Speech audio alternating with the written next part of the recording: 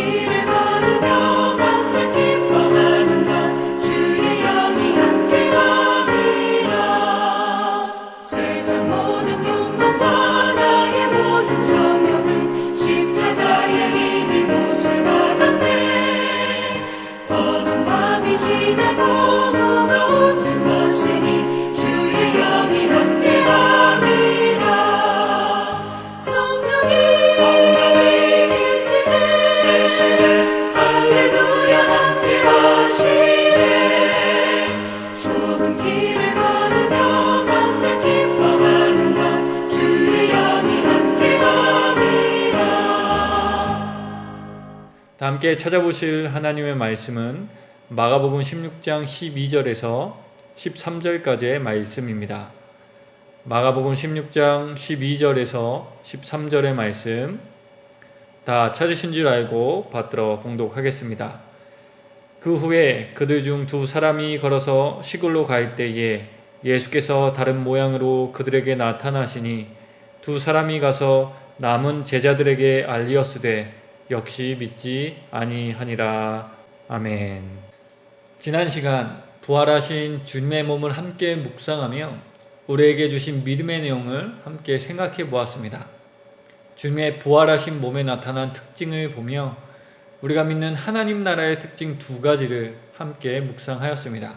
그것은 이미 임한 하나님의 나라와 아직 임하지 않은 하나님의 나라에 관한 것이었는데요. 공동체적인 관점으로 보며 함께 나누었습니다. 그런데 지난 말씀을 준비하면서 개인적으로 이 말씀을 좀 더 보완해야 되겠다는 생각이 들었습니다. 왜냐하면 하나님의 나라는 공동체적인 관점으로만 볼 수 있는 것이 아니기 때문입니다. 물론 나라라고 했을 때 그것은 공동체를 전제합니다. 하지만 그렇다고 해서 개인이 무시되거나 사라지는 것은 아닙니다. 왜냐하면 하나님의 나라는 개별적으로 역사하셔서 복음을 믿게 하신 주님의 은혜로 확장되는 것이기 때문입니다. 그래서 오늘은 하나님의 나라의 임의와 아직의 특징을 개인의 관점으로 함께 묵상하고자 합니다. 성도 여러분, 이미 임한 하나님의 나라와 아직 임하지 않은 하나님의 나라를 믿고 살아가는 각 성도는 어떤 은혜를 누리며 살아가게 될까요? 저는 그것이 완성이란 단어와 긴밀하게 연결되어 있다 생각합니다.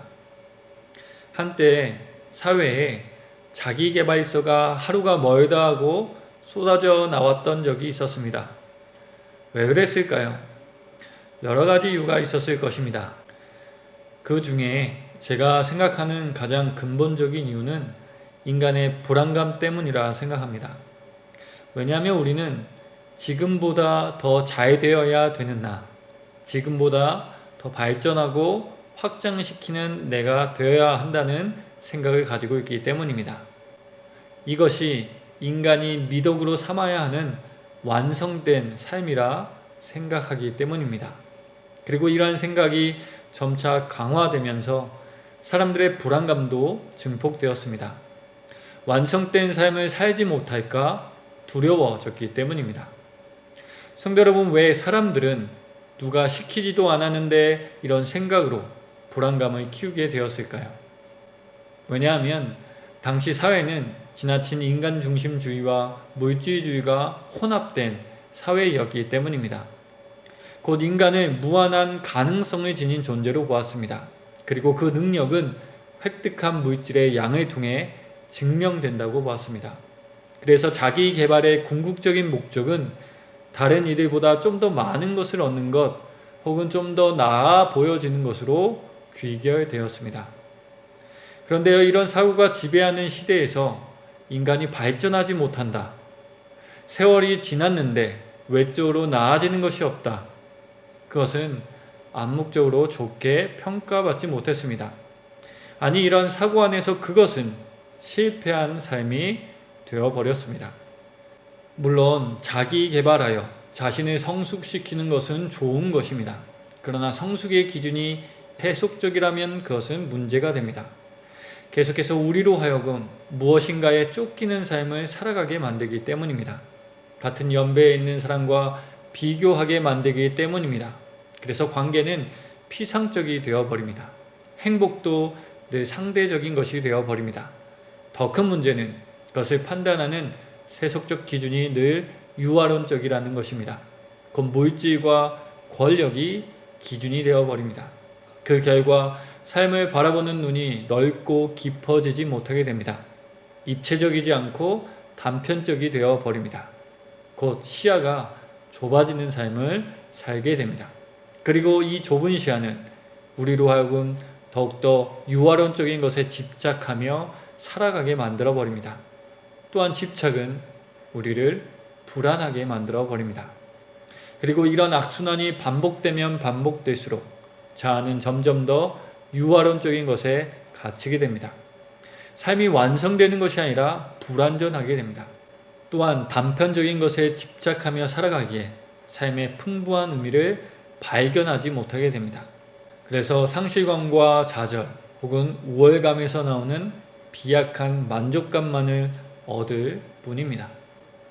성도 여러분, 여기서 우리는 왜 이런 현상들이 발생하는지 물을 수밖에 없습니다. 왜 이런 일이 일어날까요? 그 근본적인 이유가 세상이 정한 기준에 따라 나의 삶을 완성시켜야 된다고 생각하기 때문은 아닐까요? 그래서 성경은 이런 가치관이 지배하는 곳을 보며 세속적인 나라다 말씀하십니다. 마치 애굽의 바로가 지배하는 나라, 솔로몬 후기부터 발생한 나라가 바로 이와 같다 말씀하셨습니다. 곧 하나님으로부터 벗어나 죄의 지배를 받을 때 우리는 이러한 나라에 지배당하게 된다 말씀해 주신 것입니다. 이에 하나님은 예수 그리스도를 보내셔서 세속적인 나라를 전복시켜 주셨습니다. 다시 하나님께 돌아오게 하시며 세속적인 가치관을 버리게 하셨습니다. 그리고 그 자리를 하나님의 나라의 가치관으로 바꿔주셨습니다. 죄에서 거룩으로 인도하여 주셨습니다. 이렇게 하나님은 우리의 가치관과 삶을 새롭게 하여 주시며 완성시키는 삶이 아니라 완성해 주시는 하나님을 바라보며 삶을 살아갈 수 있게 하여 주셨습니다. 그렇게 하나님은 우리의 삶을 진리 안에서 자유케 하시며 그 진리를 따라 거룩한 삶을 살아가게 하셨습니다. 그리고 이 놀라운 은혜의 정점에 예수님의 부활이 있습니다. 그 나라가 이미 믿는 모든 사람 안에 시작되었으며 완성될 것이라는 약속이 부활을 통해서 확증되었기 때문입니다. 오늘 말씀을 준비하면서 다시 한번 믿음에 대하여 생각해 보게 되었습니다. 특히 부활하신 예수님을 보며 내가 왜 하나님을 믿게 되었는가를 생각해 보게 되었습니다. 성도 여러분, 우리가 하나님을 믿게 된 근본적인 이유가 무엇입니까? 이 땅에서 나의 삶을 완성시키기 위함이었습니까? 완성시키는 데 도움이 되었기 때문입니까? 아닙니다. 우리가 하나님을 믿게 된 이유는 죄의 문제에 대한 답이 내 안에 없기 때문입니다. 유아람적인 것을 쫓아가게 만드는 죄에서 벗어날 힘이 없었기 때문입니다. 그것을 마치 하나님처럼 섬기는 우리의 연약함을 우리 스스로 극복할 수 없었기 때문입니다. 세속적인 나라에 지배당하며 살아갈 수밖에 없었기 때문입니다. 그리하여 늘 비교하며 무엇인가에 쫓기며 살아갈 수밖에 없었습니다. 늘 불안감을 안고 살아갈 수밖에 없었습니다. 왜냐하면 세속적인 나라에 지배당하여 삶을 완성시켜야 된다 믿으며 살아왔기 때문입니다. 성도 여러분, 우리가 주님을 믿는 이유는 바로 이 모든 것을 주님께서 해결해 주셨기 때문입니다. 하지만 우리가 나의 삶을 완성시키기 위해서 하나님을 믿고 있다면 그 믿음은 우리에게 지속적인 위로를 주지 못합니다. 힘이 되지 못합니다. 자유케 하지 못합니다. 왜냐하면 우리의 믿음은 세속적인 가치관을 완성시켜 주는 것이 아니기 때문입니다. 그러나 우리가 하나님을 믿는 이유가 성서적이라면 우리는 부활하신 예수님을 보며 우리의 마음에 기쁨이 충만하게 될 것입니다. 왜냐하면 내가 해결할 수 없는 그 근본적인 문제가 해결되었기 때문입니다. 더 이상 완성시키는 삶을 살아가지 않아도 되기 때문입니다. 왜냐하면 나를 의롭다 하시고 의롭게 하시며 완전하게 의로운 자가 되게 하시는 하나님을 우리는 믿기 때문입니다.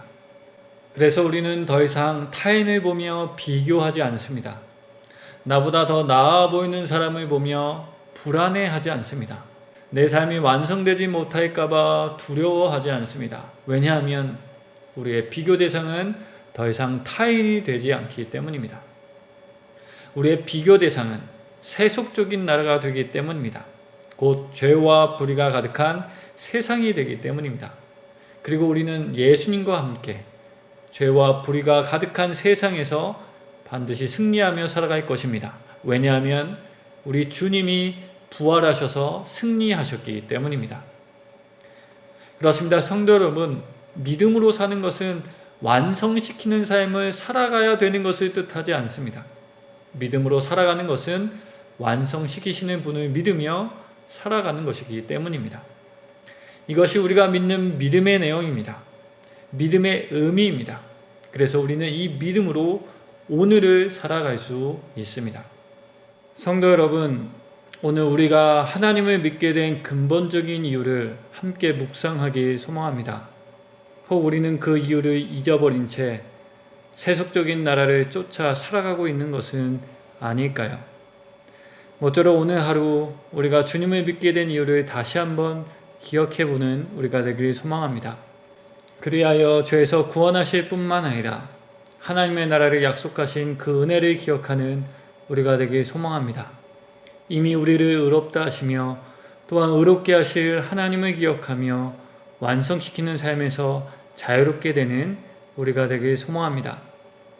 또한 아직 완성되진 않았지만 완성시키실 하나님을 기억하며 불안감에서 벗어나 거룩한 삶을 살아가게 되는 우리 모두가 되길 주님의 이름으로 강복하며 이 말씀을 전해드렸습니다. 함께 기도드리겠습니다. 하나님 감사합니다. 우리에게 믿음 주셔서 죄와 사망의 법에 지배받는 세속적인 나라가 아니라 의와 진리와 자유로 살아가게 하시는 하나님 나라 안에서 살아갈 수 있게 하시니 감사합니다. 완성시켜야 되는 삶이 아니라 완성시키시는 하나님을 의지하며 하루하루 성실하게 살아갈 수 있게 하시니 감사합니다. 주신 은혜로 말미암아 얻게 된 믿음을 잊어버리지 않는 우리가 되게 하옵소서. 그리하여 우리를 공격하는 여러 그릇된 가치관에 빠지지 않게 하옵소서. 특히 어려움 중에 있는 우리 모두의 마음과 믿음을 지켜주셔서 이럴 때일수록 더욱 하나님을 바라보며 살아가는 우리가 되게 하옵소서. 오늘도 주님 안에서 살아가길 원합니다. 걱정과 근심할 수 있으나 주님을 의지하며 그 무게를 견디게 하옵소서. 건강으로 염려하시는 분들도 계십니다. 주님 함께하여 주시고 몸과 마음이 강건할 수 있도록 지켜 주옵소서. 또한 회복 중에 계신 분들에게도 함께하여 주시고 그 과정을 잘 견딜 수 있도록 힘을 더하여 주옵소서. 오늘의 삶이 하나님의 나라의 삶임을 기억하게 하셔서 성실과 거룩함으로 자유롭게 살아가게 하시는 부활하신 예수님의 이름으로 기도드립니다. 아멘. 다 함께 주님께서 가르쳐 주신 기도 드리심으로 아침 묵상을 마치겠습니다. 하늘에 계신 우리 아버지, 아버지의 이름을 거룩하게 하시며 아버지의 나라가 오게 하시며 아버지의 뜻이 하늘에서와 같이 땅에서도 이루어지게 하소서. 오늘 우리에게 일용할 양식을 주시고 우리가 우리에게 잘못한 사람을 용서하여 준 것 같이 우리 죄를 용서하여 주시고 우리를 시험에 빠지지 않게 하시고 악에서 구하소서. 나라와 권능과 영광이 영원히 아버지의 것입니다. 아멘.